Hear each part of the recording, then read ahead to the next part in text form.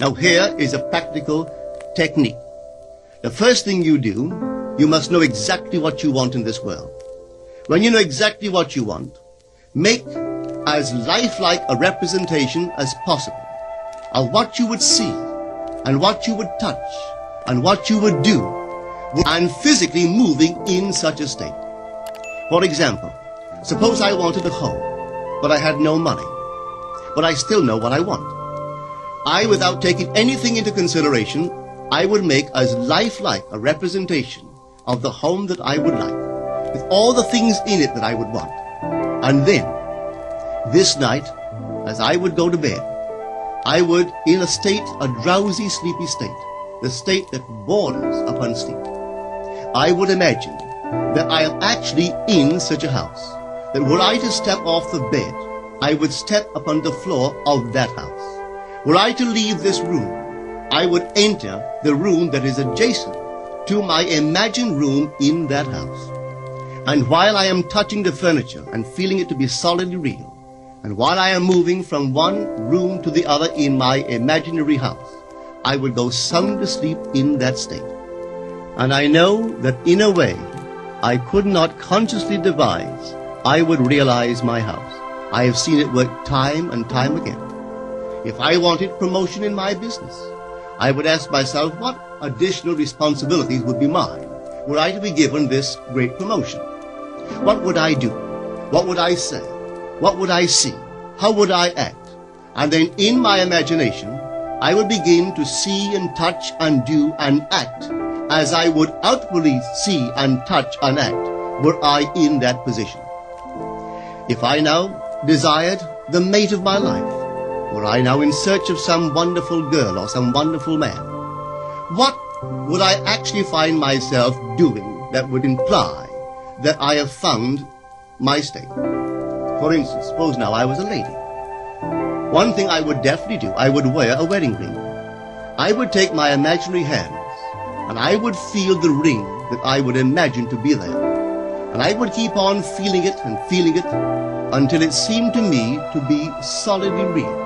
I would give it all the sensory vividness I am capable of giving anything.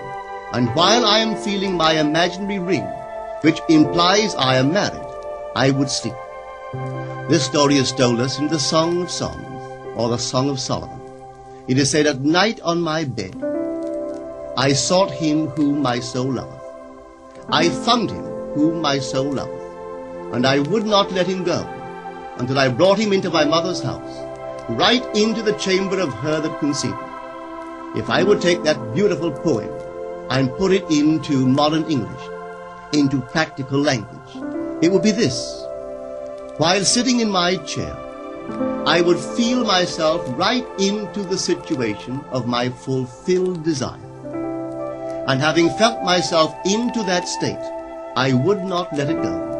I would keep that mood alive, and in that mood, I would sleep. That is, taking it right into my mother's chamber, into the chamber of her that conceived me. You know, people are totally unaware of this fantastic power of the imagination. But when man begins to discover this power within him, he never plays the part that he formerly played. He doesn't turn back and become just the reflective life. From here on in, he is the affecter of life. The secret of it is to center your imagination in the feeling of the wish fulfilled and remain therein.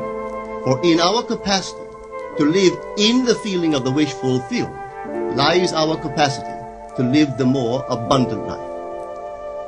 Most of us are afraid to imagine ourselves as important and noble individuals, secure in our contribution to the world, just because at the very moment that we start our assumption, reason and our senses deny the truth of our assumption.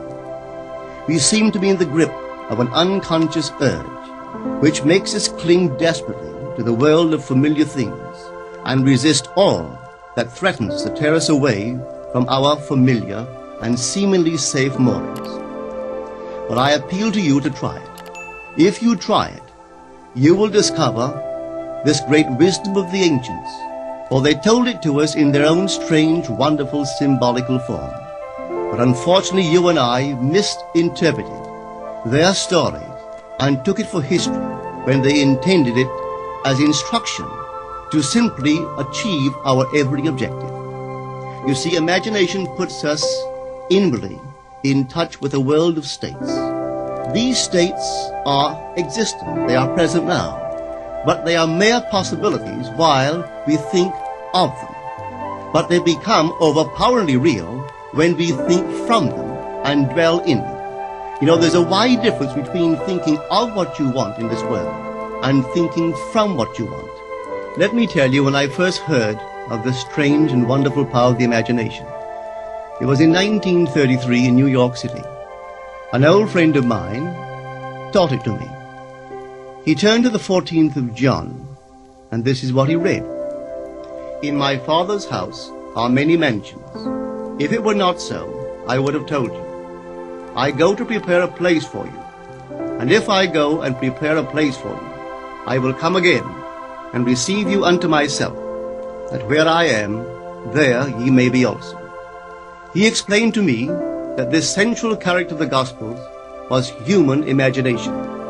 That mansion was not a place in some heavenly house, but simply my desire.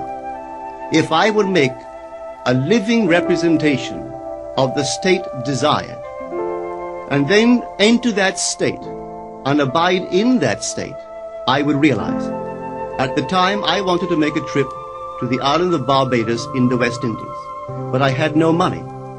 He explained to me that if I would that night, as I slept in New York City, assume that I was sleeping in my earthly father's house in Barbados, and go sound asleep in that state, that I would realize my trip. Well, I took him at his word and tried it. For 1 month, night after night, as I fell asleep, I assumed I was sleeping in my father's home in Barbados. At the end of my month, an invitation from my family came, inviting me to spend the winter in Barbados. I sailed for Barbados the early part of December of that year. From then on, I knew I had found this Savior in myself. The old man told me that it would never fail. Even after it happened, I could hardly believe that it would not have happened anyway. That's how strange this whole thing is. On reflection, it happens so naturally. You begin to feel or to tell yourself, well, it would have happened anyway. And you quickly recover from this wonderful experience of yours. It never failed me if I would give the mood, the imagined mood, sensory vividness. I could tell you unnumbered case histories to show you how it works. But in essence, it's simple. You simply know what you want. When you know what you want, you are thinking of it. That is not enough. You must now begin to think from it. Well, how could I think from it? I am sitting here, and I desire to be elsewhere. How could I, while sitting here physically, put myself in imagination at a point in space removed from this room and make that real to me? Quite easily. My imagination puts me in touch inwardly with that state. I imagine that I am actually where I desire to be. Now, can I tell that I am there? There is only one way to prove that I am there. For what a man sees when he describes his world is as he describes it relative to himself. So what the world looks like depends entirely upon where I stand when I make my observation. So if, as I describe my world, it is related to that point in space I imagine that I am occupying, then I must be there. I am not there physically, no, but I am there in my imagination, and my imagination is my real self. And where I go in imagination and make it real, there I shall go in the flesh also. When in that state I fall asleep, it is done. I have never seen it fail. So this is the simple technique on how to use your imagination to realize your every objective.